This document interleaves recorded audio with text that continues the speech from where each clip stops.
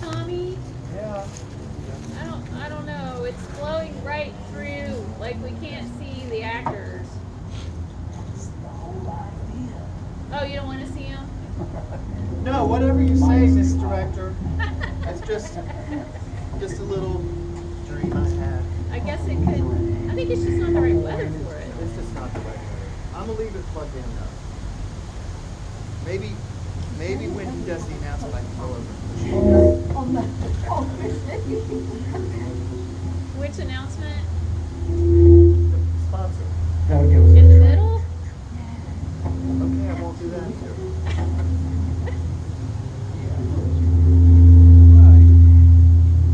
How they did it. Well, we would do that and they'd have bells. Right, so the tractor would have certainly divvy it up. Kaylin, I still have that cape if you want me to bring it. Oh, I'm okay. Don't worry. Okay. I just like these. Okay. Do you want a shawl to wear around your shoulders? Okay. I have like 4 shirts on. Yeah.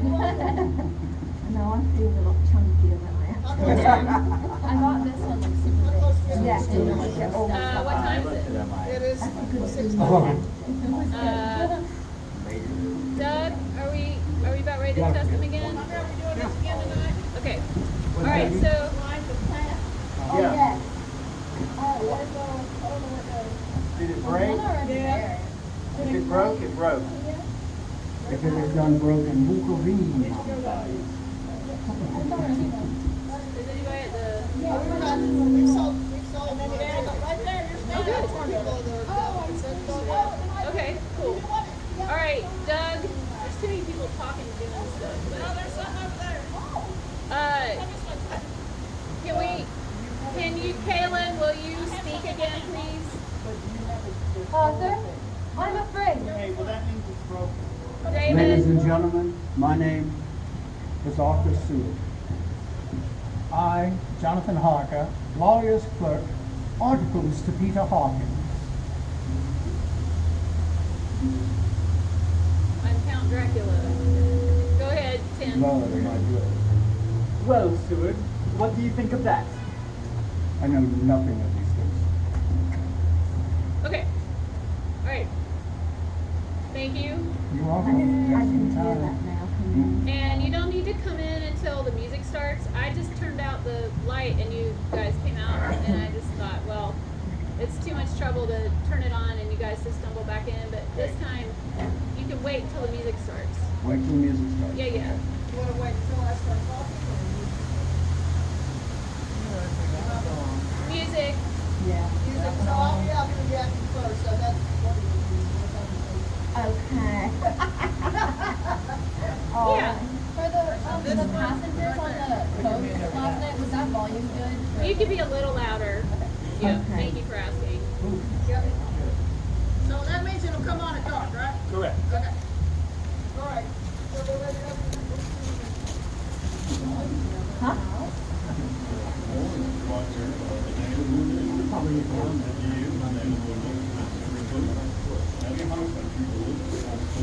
It's like you remember it, Grandma. Oh, so who are we at? Who are we at? Oh, you are? Oh, look, my script just moved. Okay. The script just flew over. Yeah. Again, Put yeah. something on it if you're like. Oh, yeah, the other one. Yeah. The script just blown. Yeah. Should we go in there? I think so.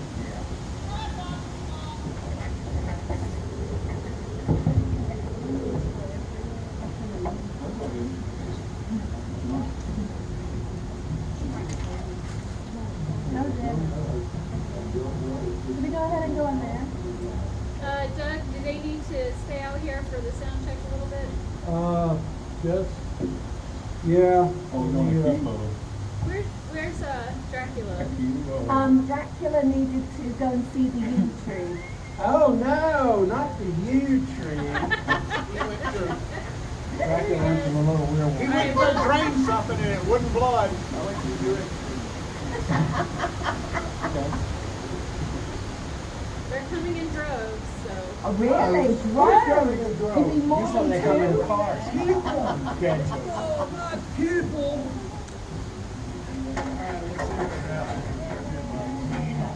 The king of the coach from Buccaneer Yeah. to Buccaneer. Over the border past. Who's gonna warm up the audience? Oh, you are. You got the cane, do you, and soft shoes. I wouldn't do that. Alright, let's give it a try on mine. Alright, check 1, 2. Check 1, 2. Testing. Testing. You're sitting silent silence in a dull, dark dawn. Yeah. Testing, testing. Mic test 1, 2. Mic test 1, 2. Weather the weather. Weather the weather is weather. There are no bananas in the sky. There are no bananas. In the sky, in the sky. None at all. None at all. There are no bananas in Are the they all on sky. display? There's a sun and a moon and a coconut cream pie. But no bananas, But no in bananas the in sky. the sky. You got it. You got it. Yeah. All right, folks, just remember, project. Jack. Project. Alright, are we ready, Doug? Sound Four. check? For a sound check? Yeah. Alright, go again. Check 1, 2. Check 1, 2. Testing. Arthur. I'm Frank. October 1st. Ladies and gentlemen, I'm Arthur Stewart. They asked me if I was a Czech, but I'm a Romanian. There's one in every room. You are early tonight, my friend. They are. Well, Stewart, what do you think of that? I understand none of these things. Alright. Wow, okay, cool. You might know it. Don't forget your consonants. I'll keep my vote box. They were a while ago. They just came on and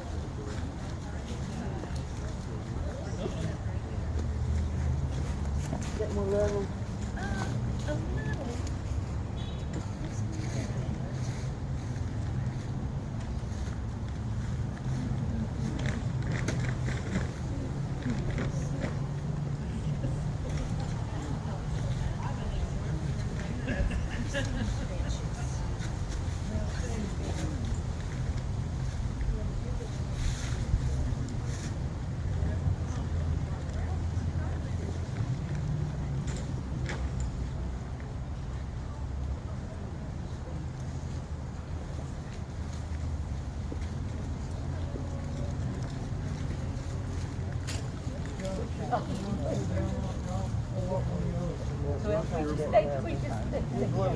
keep blowing. So Taylor will be opening tomorrow. Yeah, just need the cabin open so we can get fans music right out there.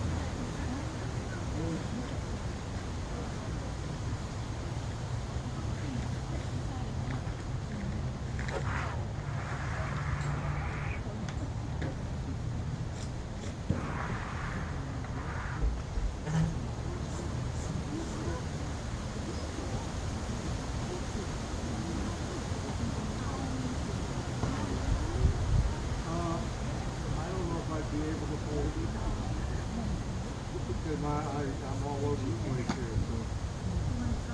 No, I just, my hands are gonna turn pages,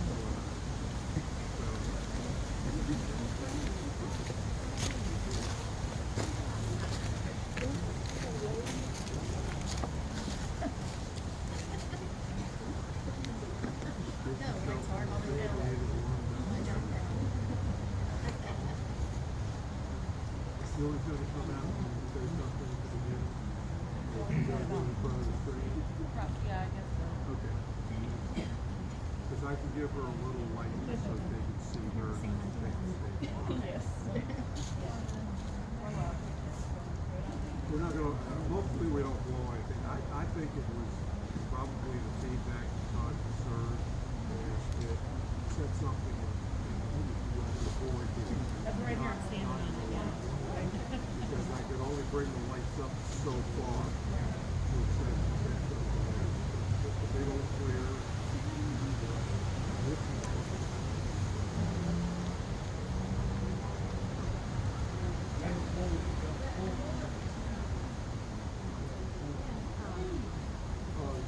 I don't think he's going to need it.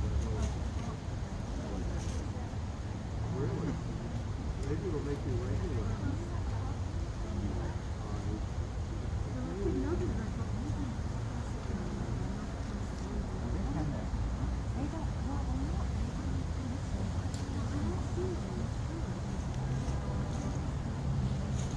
It's not that sharp. So. I need to replace it. I need to replace the blades.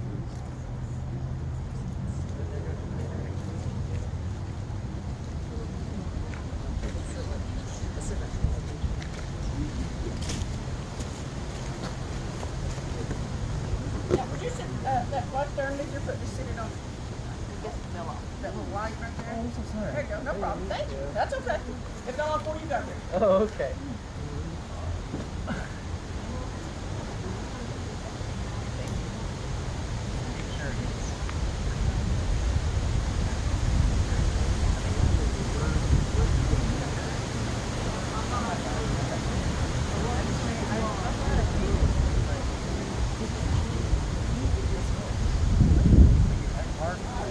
Into that meeting. I don't. I just kind of. I still have to buy the gloves. I don't think I will.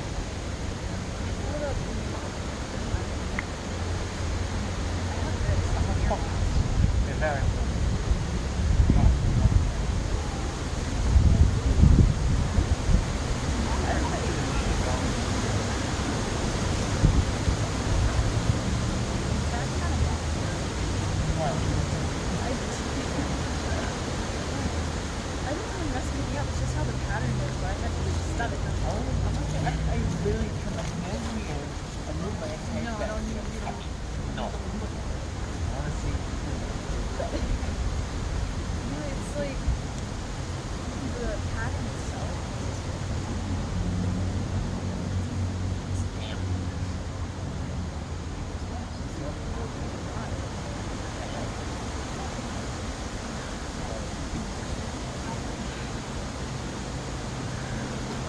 I'll just use this as a hand warmer. That's fine. That should be great. You have trick or treating today or something? You like? My RA is like, come on now. So it wasn't just like you had to.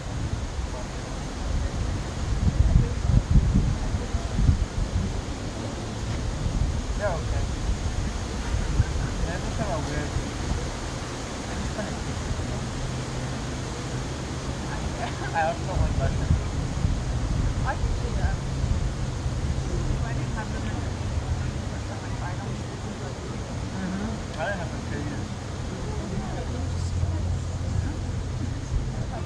It brought fear.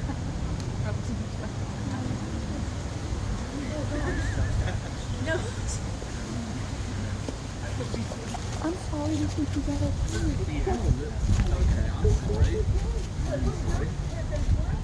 Yeah. My mom. Yeah. Also, like, I mean, this is our seat. We're bags, right? Oh, no, no, no.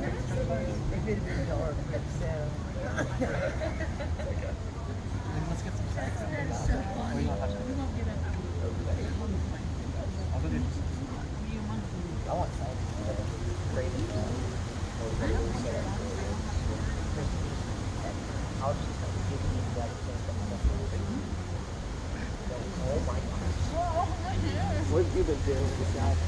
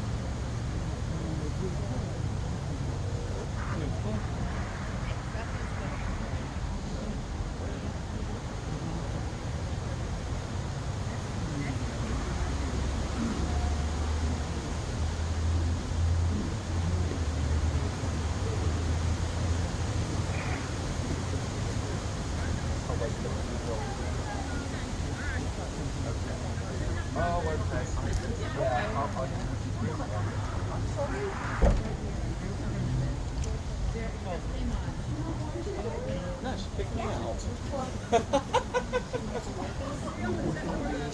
Okay.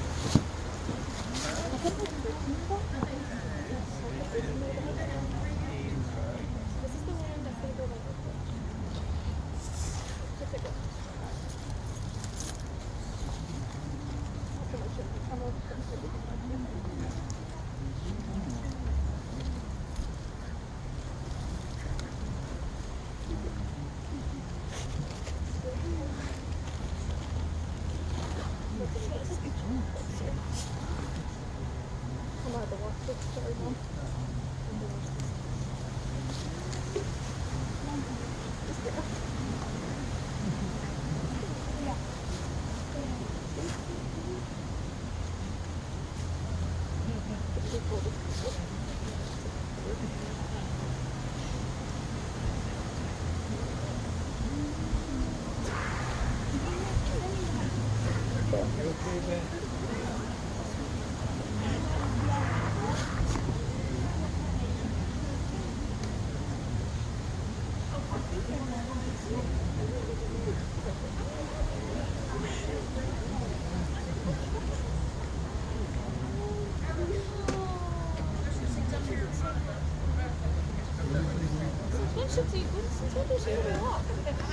like a couple weeks.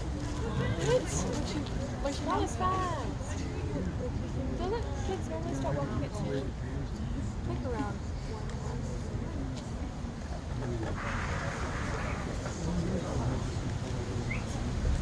You have 2? I can't tell, it's in the dark. I can't tell. I'm not even using this. I'm putting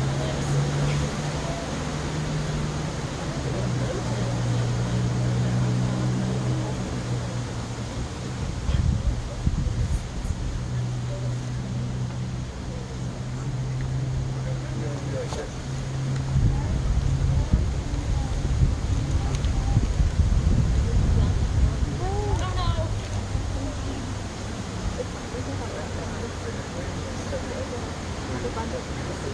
I'll probably stick the jacket on.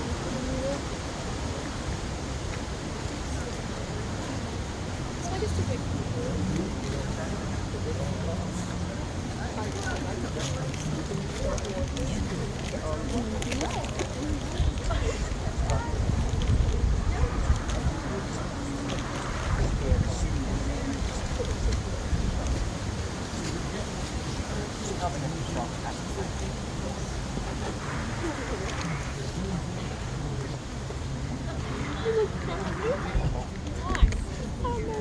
Sorry if your like ends up with some words it's all good. You see what we see? This one right here, I don't think that y'all have a chair, don't you? Yeah, that'd be fine. But you're not, I don't know about the projector side. If you want to, let's see. I just feel you drop it on my shoe. This is really funny. No, I don't care. It's me here. It's a shoe.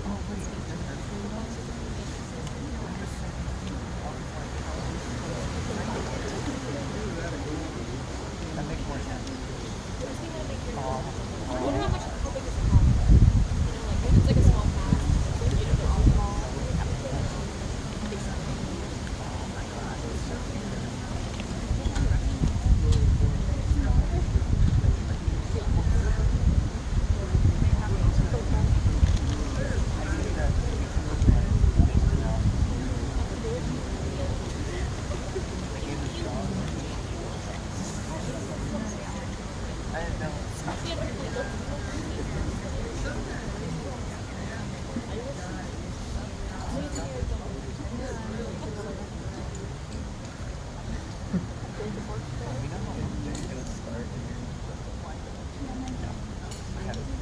Zach, coming tonight? But he'll be here. And he gets off work at 10. Like he's 2.5 hours.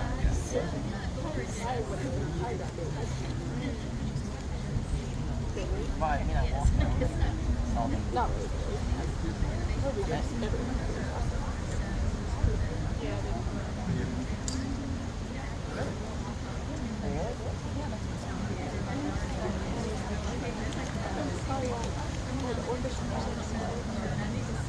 That's why you're important. That's the right shit. This is important.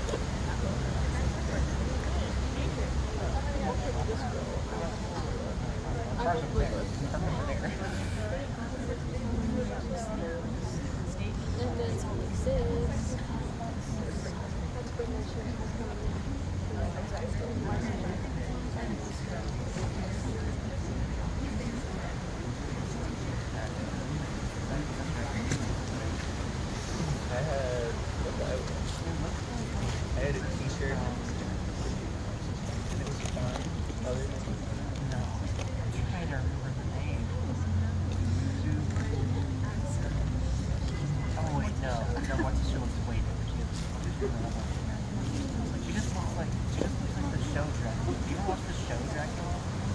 It's just like that.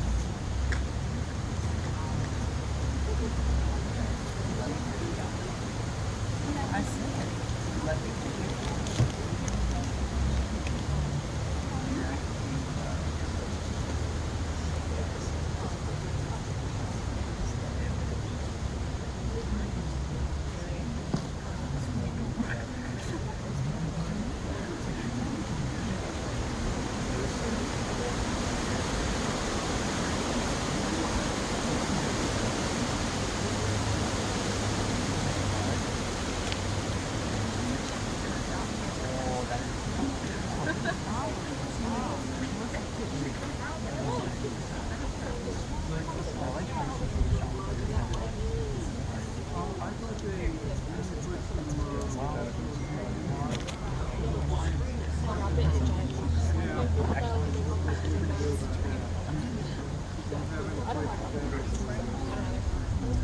The only avocado I like is when it's in sushi because I can't taste it.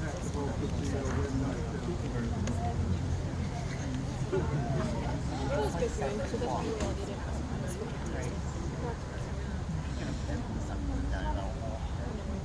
Oh, like for very unhealthy.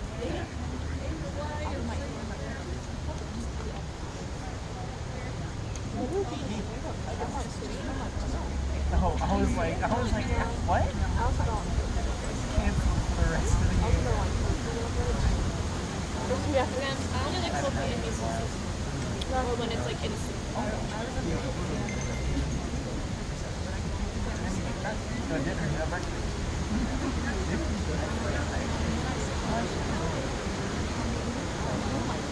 I just don't know you. Tomorrow, I'm gonna go to the diet. I looked at it, I opened it, I was like, oh my god. Maybe change.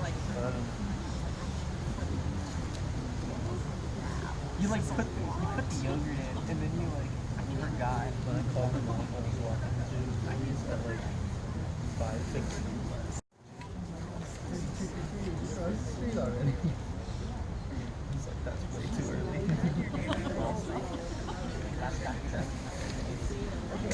Some streets, yes, and some streets, no. It was like, if you have like a stretch, that would be amazing, and then you like have it like all the like, you were like doing a pretty like glance over and you're going up. You were like, yeah, we're on.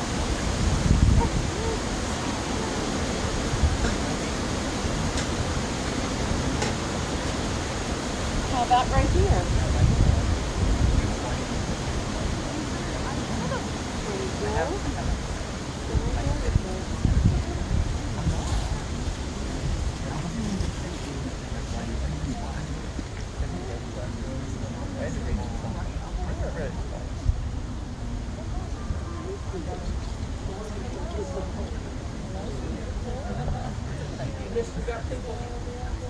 Oh, I thought that was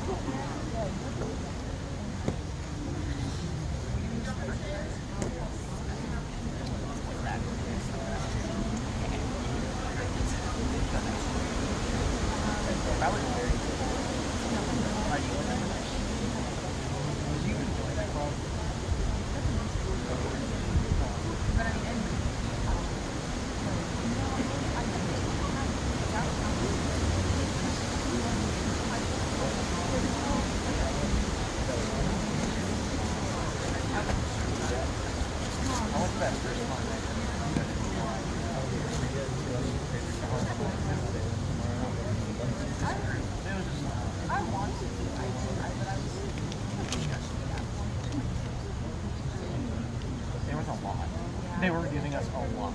And we're all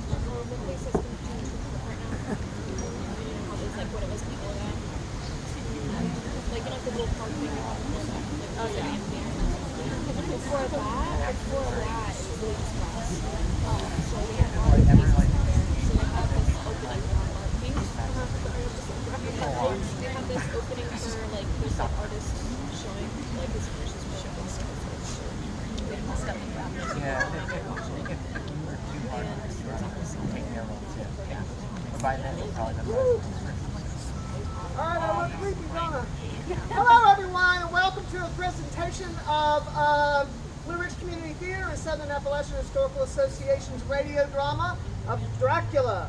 I'm Julie Richardson. I'm the president of the Blue Ridge Community Theater. We are happy you decided to join us this rainy, spooky, actually it's clear tonight, spooky evening to listen to the classic holiday tale written by Bram Stoker. How nice it is to gather in the theater again, even if we're outside freezing, but we really appreciate you being here. The play is about an hour in length. We want you to enjoy the full experience, but to do that, we ask you to turn off your cell phones and messaging alerts because those devices were not made during our time period of our show. If the rain should come, and it won't, it's very clear, be mindful of people around you. Please take out any trash you bring in or that you got at the concession stand. We really appreciate it because we are our own janitors today. Thank you to Saha for letting us have this lovely space to work in and the town of Boone. And thank you to all of you for shopping locals and supporting the arts. Enjoy the show.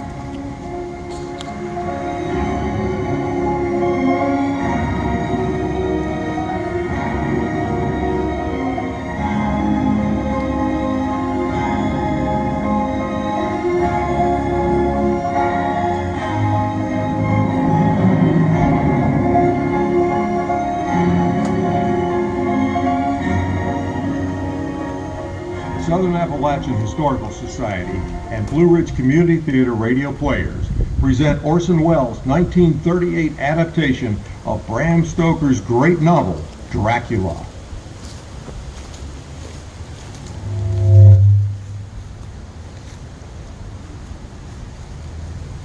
Ladies and gentlemen, my name is Arthur Seward. I'm here tonight to bear witness to the truth of certain events which you may find it hard to believe, but I ask you to believe them. I have here certain documents, telegrams, clippings from the press of the day, memorandum, and letters in various times. All needless matters have been illuminated. Some of the history almost varies with the possibilities of contemporary belief may stand forth as simple facts. I present you further an excerpt from the private journal of Jonathan Harker. I, Jonathan Harker, lawyer's clerk, articles to Peter Hawkins, Esquire, of Exeter, England, am writing this journal in the hope that if misfortune overtakes me, it may one day come to the eyes of those who love me. I set out from London on the last day of April to visit one of our clients in Eastern Europe. On May the 3rd, I arrived in Budapest and came after nightfall to Klausenburg on the borders of Transylvania. At the streets, there was a letter of welcome for me from our client, informing me that his carriage would await me at the Bordeaux Pass. It was signed Dracula. Bukavina. coach for Bucapina. The road was rough, but still we seemed to fly over it with feverish haste. When it grew dark, there seemed to be some excitement among the passengers. They kept speaking to the driver and looking at me, and urging him on with greater speed. The crazy coach rocks from its great leather spring. The mountains seemed to come nearer to us on either side. Coachman, what is it? Where are we? You are nearly your destination, young man. This is the Borgo Pass. Oh, there were black, rolling clouds overhead, and in the air, a heavy, oppressive sense of thunder. Now, we were through the pass. The young heir is not expected after all. You are early tonight, my friend. A carriage with 4 horses had drawn up beside us. Let me help you, sir. The coachman smiled, and the lamplight fell on a hard-looking mouth with very red lips, sharp-looking white teeth, as white as ivory. We began to move. I looked back. The coach and its load of passengers had vanished from sight. We swept into the darkness of the pass. I struck a match. It was within a few minutes of midnight. Then a dog began to howl somewhere far down the road. The wind was rising, moaning and whistling through the rocks, and the branches of the trees crashed together as we swept along. It grew colder and colder still, and fine powdery snow began to fall. The baying of the wolves sounded nearer and nearer, as though they were closing round us on every side. We kept ascending, always ascending. The howling of wolves was growing less. Presently, it ceased altogether, and just then the moon broke through the black clouds, and by its light I saw around us a ring of wolves running alongside the carriage, in silence, with white teeth and lolling red tongues, with long sinewy limbs and shaggy hair. Welcome to my house. I must have fallen asleep. The carriage had pulled up in the courtyard of a vast ruined castle. The coachman was nowhere to be seen. Welcome to my house. Come freely, go safely, and leave something of the happiness you bring. Count Dracula? I am Dracula. Her face was strong, very strong, aquiline. The mouth, so far as I could see, under the heavy mustache, was fixed and rather cool looking, with peculiarly sharp white teeth. You hear them, Mr. Harker. The wolves? The children of the night. As you say, Mr. Harker. The wolves. Listen. Come now. There are many things you must tell me tomorrow. Of England and of the estate there you have purchased for me. Ah, yes. The estate is called Carfax, I believe. Yes, that is so. But now I will detain you no longer. You will find your room in readiness, and I advise you not to leave it during the night. This castle is on the very edge of a terrible precipice. A stone falling from the window would fall 1,000 feet without touching anything. I explored. There are doors everywhere, and all of them locked.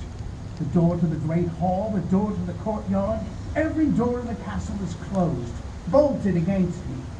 Castle Dracula is a prison, and I am a prisoner. The next night, I could not sleep. So after a few hours, I got up. Lighting my candle, I placed my shaving mirror on the dressing table and was just beginning to shave. You seem restless, Mr. Harker. I had not seen him, although the reflection of the glass covered the whole room behind me. I turned to the glass again. Count Dracula was close to me, and I could see him over my shoulder, but there was no reflection of him in the mirror. It was blank.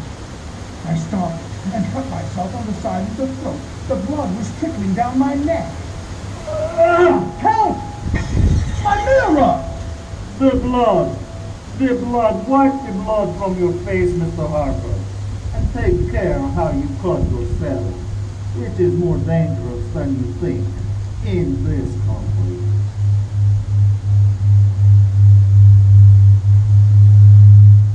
When I awoke, I found most of my things were gone. My passport, my notes, my letter of credit. I could find no trace of them anywhere, and my door was locked from the outside. June 20th. There is some kind of work going on in the castle. Now and then, I hear the faraway muffled sound of magic and spade. And last night, the second of 3 dated letters which Dracula made me write, the second of that series, which was to blot out the very traces of my existence from the earth, went forth. Count Dracula! Yes, my young friend. Well, what of me? When am I free? When can I leave this place? Free? Mr. Harker, you are always free. You want to leave? Would you like to leave tonight? Yes, yes, in God's name.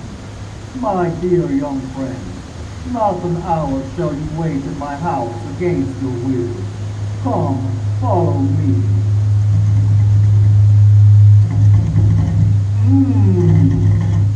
Your door seems to be bolted. How strange. The door is locked. In God's name, open it.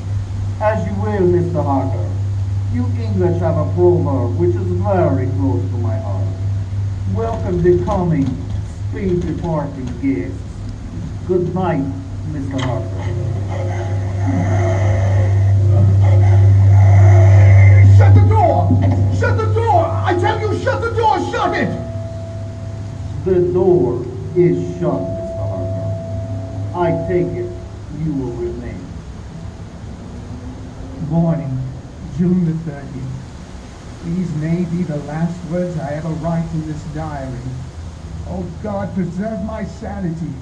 I have never seen Count Dracula by day.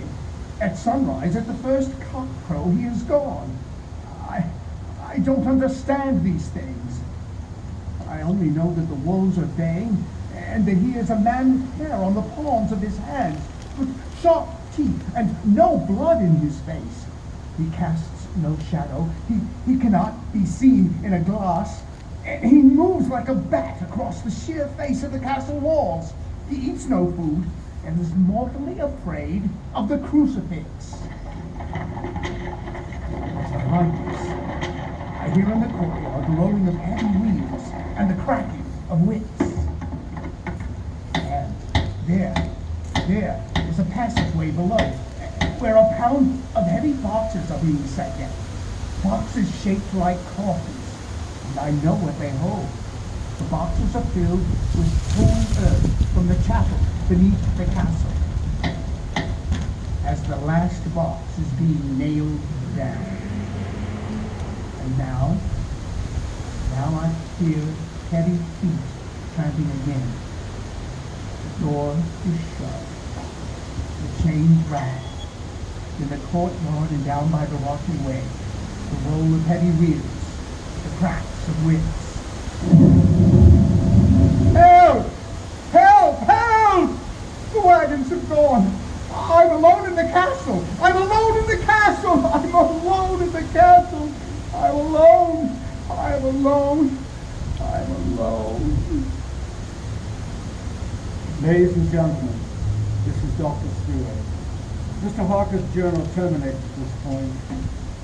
I now present in evidence a clipping dated August of that year from the Yorkshire Telegraph, from our correspondent in Whitby. One of the greatest and sudden storms on record was experienced yesterday. Weather's been somewhat sultry. The Saturday evening was fine. The band was playing, the peers were carolling the holiday makeup. The wind fell away entirely during the evening, and there was a dead calm. There but a few lights at sea. The only sail noticeable was a foreign schooner under full canvas that was seemingly going westward. A little after midnight came a strange sound over the sea, and high overhead the air began to carry a strange, faint, hollow booming. Then without warning the tempest broke, and there with all sails set was the foreign schooner rushing with terrific speed towards the shore. A searchlight was turned on her, and there, lashed to the helm was a corpse, with drooping head which swayed horribly to and fro with each motion of the ship. A moment later she crashed, and then a strange thing was seen. At the very instant she touched, a huge dog sprang up from the deck from below, and running forward, jumped from the bow into the sand, making straight for the east cliff towards the graveyard, and vanished out of sight. The Coast Guard, going aboard at dawn, found the dead man fastened to the stroke of the wheel. Tightly clutched in one hand was a crucifix. The man must have been dead for quite 2 days. In the pocket of the dead man's coat was found a bottle, carefully corked, containing a roll of paper. This proved to be an addendum to the ship's log. There was found on board only a small amount of cargo, and that of a most unusual nature. Apparently, the ship carried nothing but earth, common earth, packed away in wooden boxes, shaped much like coffins. Log of the Demeter, Russian flag, Black Sea to Whitby, July 6th. Finished taking in cargo, a queer cargo, boxes of earth. At noon, set sail, east wind fresh. Crew, 4 hands, 2 mates, cook, and myself, captain. July 11th, entered Bosphorus. At dark, passed through Dardanelles. Mates reported in morning that one of crew, Vyodin, was missing. Took larboard watch 8 bells last night. He was relieved by Taliesin who never came to his bunk. There is something aboard the ship. No, don't laugh, Captain. In the rain last night, a tall, thin man got the companionway and along the deck forward and disappeared. When I go to the bow, no one, and the hatchways were all closed. July 22nd. Rough weather last 3 days. All hands busy with sails. No time be frightened. Past Gibraltar and out through Straits. All well. July 24th. Last night, another hand was lost. Disappeared. Like Taliesin, he came off his watch at midnight. We never see him again. You want to double watch now? I don't take watch alone, no more. Nor lie? No more double watch. July 29th. Had single watch tonight as crew too tired to double.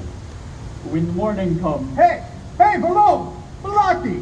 Hey, Balaki, below! Balaki! Come! Balaki's gone like the others! I call the others! The mate and I have agreed to go armed henceforth. July 30th. Last night. We are nearing England. Weather fine. All sails set. Captain! Captain, the men on watch are missing! More missing! Now, only self and mate and one hand left to work shift. August 3rd. 2 days of fog and not a sail sighted. At midnight, I went to relieve the man at wheel. And when I got to it, I found no one there. It's here! I know it now! I saw it like a man! Tall and thin and ghastly pale. It was in the bows looking out. I gave it to the knife, but the knife went right through it. Empty as the air. What? What is it? What are you talking about? It's here! And I'll find it. It's in the hold. It's one of those boxes of earth. I will unscrew them one by one and see. And see! He is mad. Stark raving mad. It's no use my trying to stop him. He can't hurt those big boxes. They are invoiced as common earth. Ah! He's there! Down in the hold! I know the secrets now. The sea will save me from him. That's all that's left. That's all that's left! August 4th. I am all alone on my ship in still the fog. I dared not go below. I dared not leave the helm. So here, all night I stayed. And in the dimness of the night, I saw it. I saw him. God forgive me, but the mate was right to jump overboard. It was better to die like a sailor in the blue water. But I am captain, and I must not leave my ship. I shall tie my hands to the wheel when my strength begins to fail, and along with them, I shall tie that which it dare not touch, my crucifix.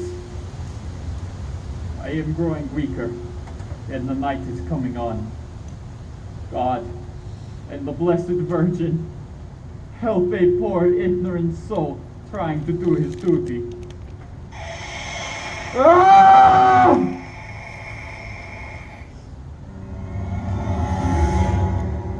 The Blue Ridge Community Theater Radio Players presentation of Dracula will return after this word from our sponsor. Ready for a spooky, fun-filled Halloween weekend in the high country? Be sure to visit Matt's, the general store where it's all treats and no tricks. With 3 locations in Valley Cruces and Boone, Matt's, the general store is your family's destination for Halloween decor, toys, pet costumes, and seasonal Simply Southern shirts. And let's not forget what Halloween is all about, candy. The Matt's General Store candy barrel is stocked with hundreds of old-fashioned treats to fill the loot bags of all your little ghosts, goblins, fairy princesses, superheroes, and of course, Dracula. Make your house the highlight of the neighborhood trick-or-treaters, and if you're lucky, there may even be a few of your favorite candies left over at the end of the night. Come by in costume and treat yourself this weekend. Happy Halloween from Matt's General Store. This performance is also brought to you by Daniel Boone Inn. For over 50 years, Daniel Boone Inn has been serving Boone and the High Country delicious home-cooked meals, just like you remember at Grandma's house. Family-style meals begin with a salad in the summer and soup in the winter.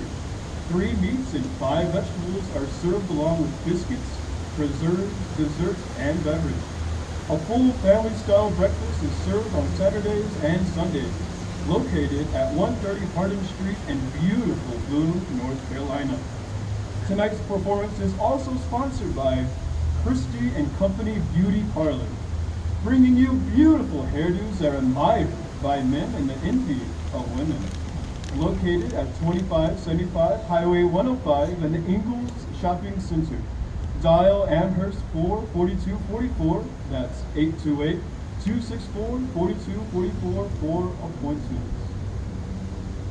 The Blue Ridge Community Theater Radio Players now continue with the presentation of Dracula.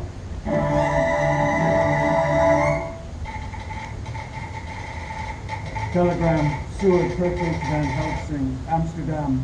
Lucy Westenra in alarming condition, cannot diagnose. Come at once, Seward. Telegram, Van Helsing, Amsterdam to Seward, Purfleet. I am on my way to you. Please arrange for me to examine your patient immediately upon my arrival. Van Helsing. Ladies and gentlemen, I shall now explain that 6 months before the events recorded here, I became engaged to a young lady, Lucy Westenra. We were to be married in the spring. My old teacher, Professor Van Helsing, arrived at 4 the next afternoon. I took him at once to Lucy's house. She lay in bed asleep. She was a ghastly, chalky pale. The red had seemed to gone even from her lips and gums, and the bones of her face stood out. Young Miss is bad. Very bad. She must have blood if she was high. Yet, she is not anemic. The qualitative analysis of her blood is quite normal condition. It is strange. I do not like to think the house strange. Look! My God, her throat! Look! The black velvet band that she always wore had dragged a little and showed a red mark on her throat, just over the external jugular vein. There were 2 punctures, not large, but not wholesome. The edges were white and warm-looking. Well, what is it, Professor? What's wrong with her? Speak frankly. You can tell me the what. I wish I could, Steward. I wish I could. But I do not dare. But you won't tell me anything? I will tell you this. Your young lady is in a danger greater than death. You must believe me. If you leave her for one moment and harm befalls, you will not sleep easy thereafter. September 8th. Telephone out of Lucy. Arthur, I'm afraid. My dear, you can sleep tonight. I'll be here watching you. Nothing will happen, and I promise, if any sign of bad dreams, if I see anything, I'll wake you at once. You will? Will you really? Then I'll sleep. I sat by her bed that night. She did not wake once during the night, although the bows or a bat or something flapped almost angrily against the window pane. September 11th, still quoting from my private journal. At this time, I received a message from Mercury. It read, 10:20 p.m., St. John's Hospital, serious complications. Case 891, your immediate presence in London imperative. I had no choice. Sometime later, a paper was found among Lucy Senner's belongings. I write this and leave it to be seen, so that no one by any chance may get into trouble through me. I went to bed as usual, taking care that the window was closed and Shelter and Helton had breakfast. About 2 in the morning, I awakened. I went to the door, called out, Arthur! Arthur! There was no answer. Something's broken the window. I'm in the room alone. I dare not to go out. The house seems to be empty. The air's full of specks floating, circling around in the draft from the window, and the light went blue, dim. What am I to do? Something very sweet and very bitter all around me. Like a sinking into deep water, and there's singing in my ears. You shall be flesh of my flesh, blood of my blood. September 12th, late. Only resolution and habit. Let me make an entry tonight. I found her sprawled on the floor, and there was a draft in the room and from a broken window. The throat was bare, showing 2 wounds looking horribly white and mangled. We are too late, my friend. We have failed. God's will be done. Is she dying? Yes, she's dying. Stay beside her. It will make much difference, mark me, whether she dies conscious or in her sleep.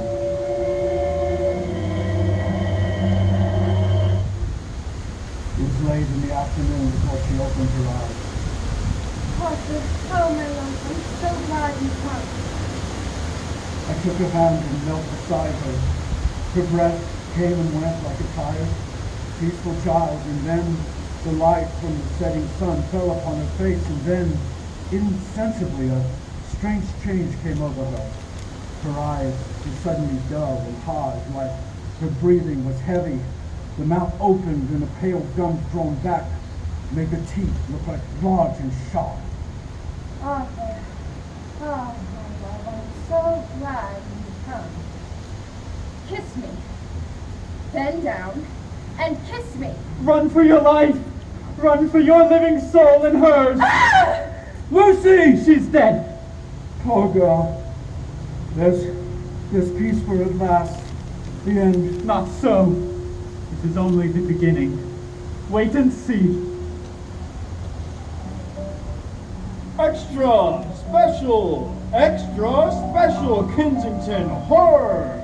Extra special New Westminster Gazette, September 25th. A Hampstead mystery, the Kensington Horror, the stabbing woman, and the woman in black are vividly recalled to mind by a series of events that had taken place recently in the neighborhood of Hampstead. Several cases have occurred of young children straying from home or failing to return for playing on the heath. In all these cases, the children has given as their excuse that they had been with a beautiful lady who offered them chocolates. In each case, the child was found to be slightly torn or wounded in the throat.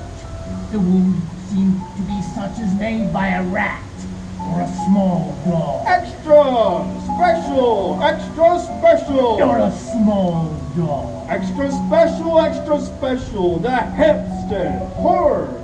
Read about the beautiful lady, read about the beautiful lady. Extra special. The Hampstead Horror. Another child injured by the beautiful lady. We have just received intelligence that another child, missed last night, was only discovered late in the morning. It has the same tiny wound in the throat. Well, Steward, what do you think of that? You mean to tell me, my friend, that you still have no suspicion as to what poor Lucy died of? Nervous frustration followed by a great loss of wasted blood. And how was the blood lost or wasted? You are a clever man, my friend, and a good doctor, but you do not believe that there are things that you cannot understand. You are wrong, Steward. Are you aware of all the mysteries of life and death? Can you tell me why in the pampas there are bats that come at night and open the veins of cattle and horses and suck dry those veins? How on some islands of the western seas there are bats which hang on trees all day, and then when the sailors sleep on deck because it is hot, sweep down on them, and then in the morning are found dead men, as white as Miss Lucy was. I understand none of these things.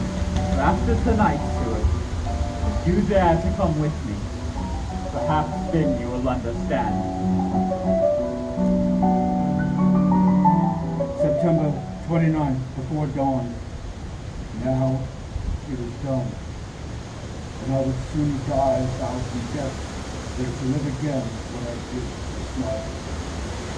We will spend the night, you and I, here in this churchyard where Miss Lucy is buried.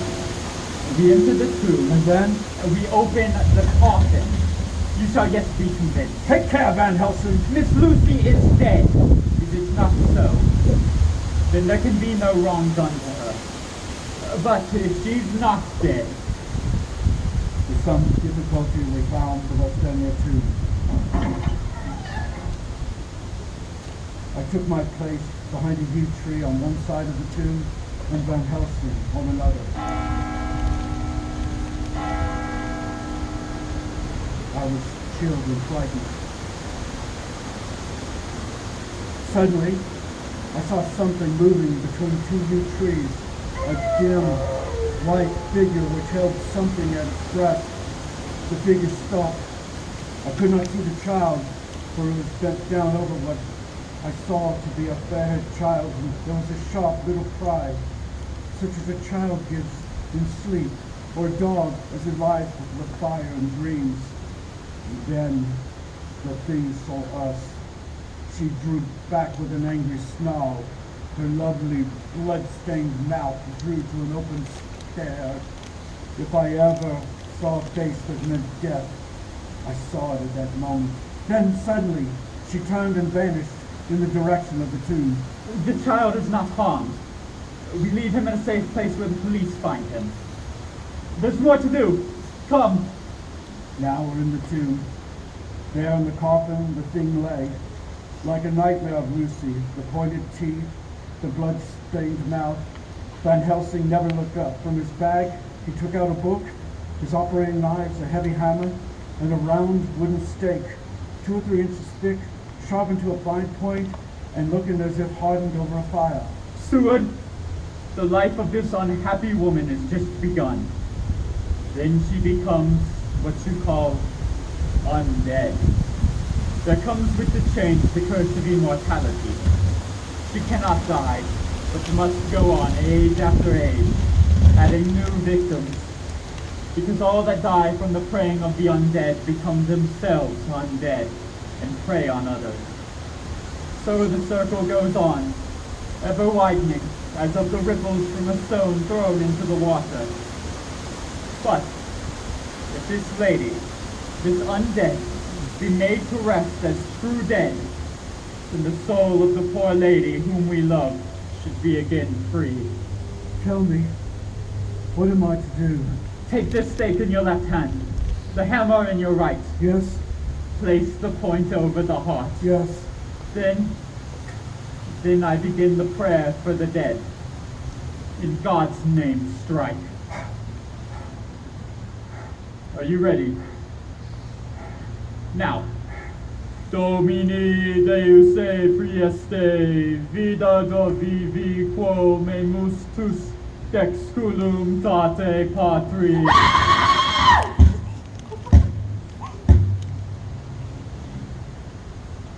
In the morning of July 11th, a man was found on the border of Transylvania. He talked wildly of wolves and boxes of earth and blood. He gave his name as Jonathan Harker. In a hospital at Klausenberg, he improved sufficiently to make possible his removal to England. I'm still quoting from my personal papers, but then his condition remained so serious that he was committed for observation to a private ward in my hospital at Berkeley. There he did so well that in 3 weeks he was completely recovered. It was during this time that his wife, Nina Harker,